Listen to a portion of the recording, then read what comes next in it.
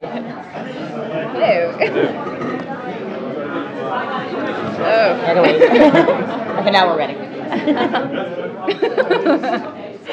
How's everybody doing today? Good. How's your day been?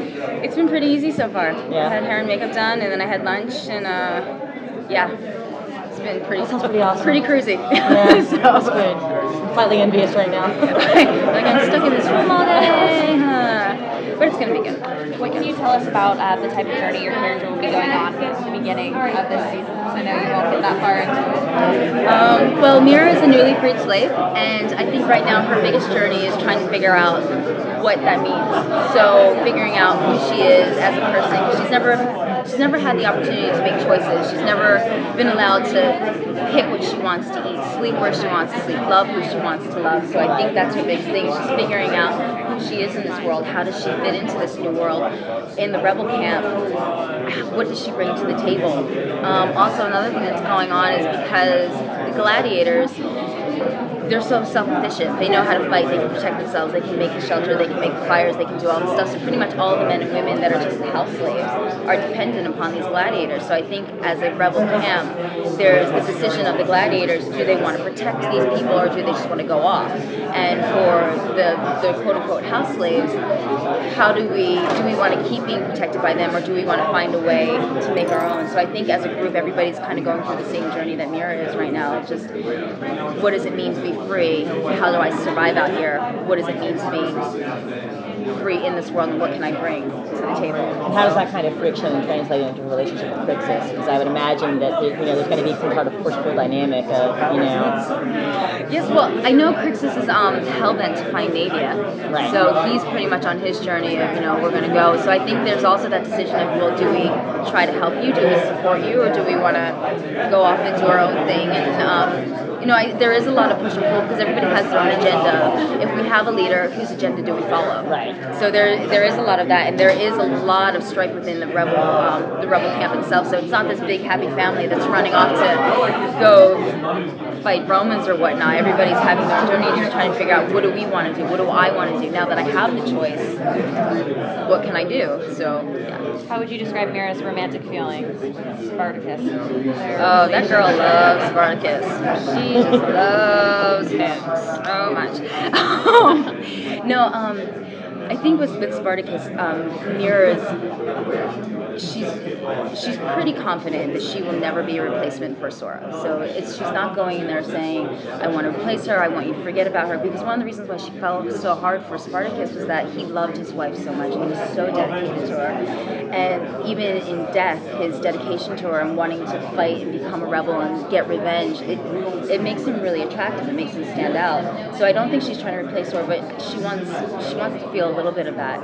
And so now it's her journey of how far is she willing to go for that love, what's she willing to do for that love, and what does it mean to be in love, and is it love? So she has all of these different things that she's going through right now, trying to figure that out. Can you say anything about his side of that relationship? I think Spartacus is a big old mystery to her. I don't think she knows what's going on with it. She's like, you're hot. Yeah. Kind of a blank wall. She's like, you're just hot. Are those abs? Oh, okay.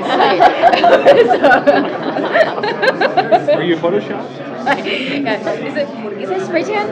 Oh, I like it. I like what you've done with the place. Did you guys do any hazing of Liam? This show, it's such a serious show, and we have so much stuff to shoot. There aren't really a lot of pranks that go on, and if they are, they're so far in between. You always kind of feel like you're going to get fired if you do, just because we have so much ground to cover, and it's such a tight shooting schedule. But there are a lot of things, especially the jokes are so blue. It's a fun set to be on, and just the things that go on, and the one-liners that you hear all day from people just talking about their costumes or the situation that you're in. You walk away just going, this is reality for me. Yeah. So there's this one point where I had four wardrobe ladies holding up a towel, and then two makeup artists basically shaving creaming me down, trying to reset for a scene, and I'm just like, God, what's happening right now? So there are a lot of moments like that, not necessarily hazing, but just a lot of surreal moments where you're just like, is this happening right now? I think it is. So yeah, it makes for a good time and everybody laughs, but there aren't necessarily jokes that are being played on each other. So in that sense. How far into the season have you guys shot, and what surprises about your own characters have you found so far? We just finished shooting episode 6, and we're going back into 7 as soon as we come back from hiatus. Surprising thing for Mira, I think she finds a strength that she didn't know that she had or that existed, and I think she really starts to come into her own by the end of the season, and she becomes a really strong female. And I'm proud of Mira. I'm very proud of this girl.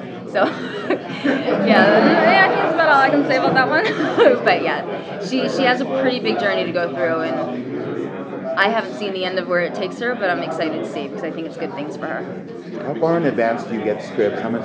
I mean, this show kind of doesn't treat anything sacredly.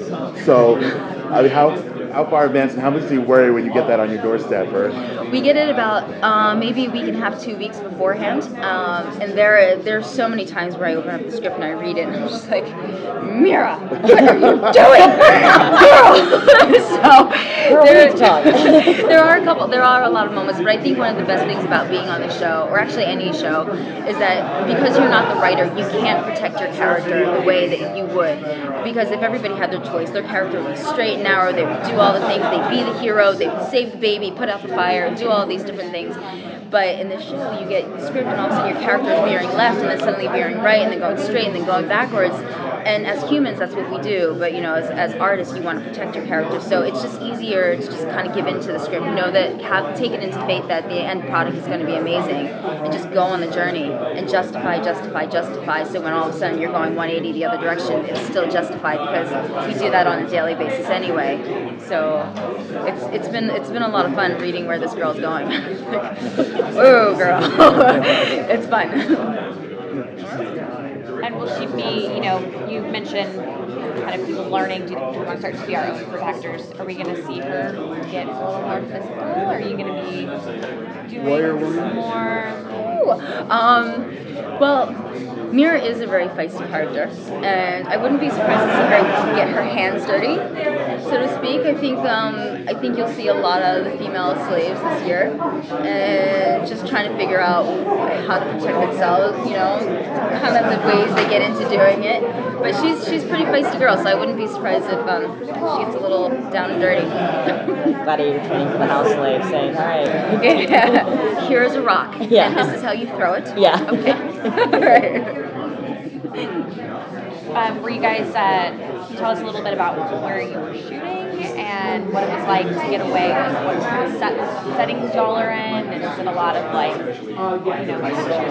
Is there, and it's so hard because you guys kind of sail. Yeah, well, the sets this year are pretty exciting because it's so varied. So half the time I walk into the set, and at the beginning of every episode, it's a new setup. And let me just tell you, it is epic. There have been times where I'm like, do you want me to work in that? Oh my God, that is massive.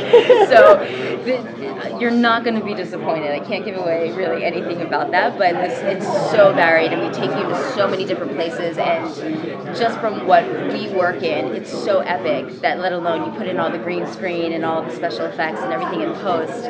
I've seen some of the end product, and I'm just like, I'm really proud of the show. I'm really, really proud of the show, and the scope of it it's pretty big. So. Since you've played a house slave, you haven't really gotten to experience some of the fineries that the other female actresses have got to experience in terms of wardrobe and all of those things. Do you have any sense of envy or? Oh my gosh. At the end of episode 13, I was begging the director for Mira to just kind of come crawling back in and steal all of Lucretia's clothing. Run away. And then there have been a couple of new female characters that have come in on the romance side, and I see their dresses, and it's pink and lacy and everything, and then me and the other slave girls are covered in dirt in our rags, like, So yeah, there's a lot of envy going on, but I personally love being a slave. I love being on that side of things, and it's just fun. And Lord knows when else I'm going to get to play a character like this. So I'm just really, really cherishing it for everything that it's worth right now. So, yeah. And well, you were involved in the prequel. Tell us about what it was like to kind of step back and going through the anticipation of what was going to happen with the show. Well, watching the prequels was a lot of fun because I still kept in touch with the castmates and everybody, so I would hear the stories throughout the season and kind of know what was going on script wise. But when you watch it, kind of like the first time I saw season 1, I wasn't part of the first 8 episodes, so I got to watch it as a fan and not have any kind of emotional investment into, other than I hope this is good because I want people to want season 2. Right. But you get to just watch it as a fan and watching Yannicus come in and then watching Crixus go through his journey and everybody kind of doing their thing, and then that poor girl Diana, whatever her name was, just it's massive. So I just get to watch it as a fan, so I really like it. But it was interesting coming back after a year and a half that I personally, as a human, have gotten older and I've matured and everything. So when I brought me back to Mira, I felt that she had also matured and gotten heavier. So it was interesting to see the translation happen from life into character, especially visiting the same person. So Right. It was good. Yes, ma'am. Thank you. All right. So much.